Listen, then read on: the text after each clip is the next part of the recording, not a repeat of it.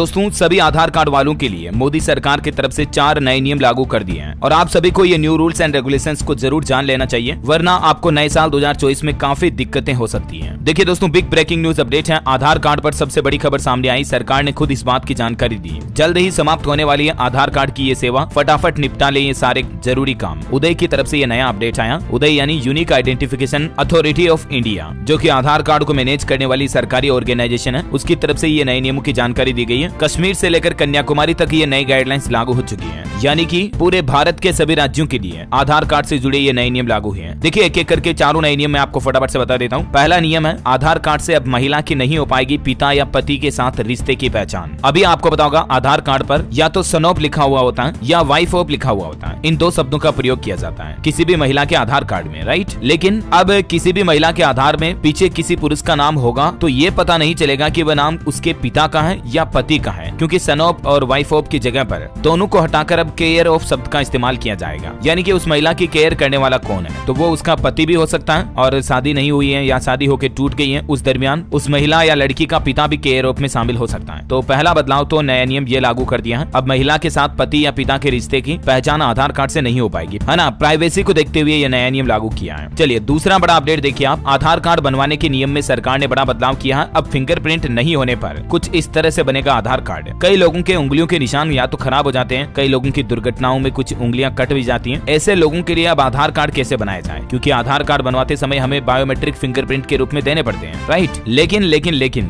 देश के लाखों लोगों को सरकार के इस नियम से राहत मिलने वाली है। अब उंगलियों के निशान धुंधले होने पर या न होने की स्थिति में आंखों की पुतली से बनेगा आधार कार्ड। मतलब दोस्तों फिंगरप्रिंट बायोमेट्रिक्स की जगह आइरिस स्कैनिंग का इस्तेमाल किया जाएगा। आंखों की पुतली को स्कैन किया जाएगा और ये जो आइरिस पुतली होती है ना आंखों की, ये भी दोस्तों हर इंसान में फिंगरप्रिंट की तरह यूनिक होती है, तो इसका इस्तेमाल किया जाएगा। खुदा न खास्ता अगर कोई ऐसा शख्स है जिनके ना ही अंगूठा उंगलियां हैं और ना ही आंखें हैं, जन्मजात मान लीजिए अंधे हैं, तो अब उनका भी आधार कार्ड बन सकेगा। जी हाँ, लिटरली सरकार की तरफ से क्या कहा गया देखिए जरा आप। ऐसे पात्र व्यक्ति जिसकी आंखों की पुतलियों को भी किसी कारण से स्कैन नहीं किया जा सकता है, वो अपने फिंगरप्रिंट का इस्तेमाल कर सकते हैं, और जिनकी फिंगरप्रिंट काम में नहीं आ रही वो पुतलियों का इस्तेमाल कर सकते हैं। लेकिन एक योग्य व्यक्ति जो कि उंगली और आइरिस दोनों के बायोमेट्रिक्स देने में अगर असमर्थ है, तो इस दौरान वो दोनों में से कोई भी सबमिट किए बिना भी अपना आधार कार्ड में नामांकन कर सकता है, यानी कि उसका भी आधार कार्ड बनेगा। उसमें दूसरी अन्य डिटेल्स ली जाएगी, जैसे उसका नाम, लिंग, पता, जन्म तिथि, डेट ऑफ बर्थ वगैरह वगैरह। बायोमेट्रिक्स की उसमें छूट दी जाएगी। ऐसा तो आधार कार्ड के रजिस्ट्रेशन सॉफ्टवेयर में सरकार की तरफ से ये महत्वपूर्ण बदलाव किए गए हैं। ओके,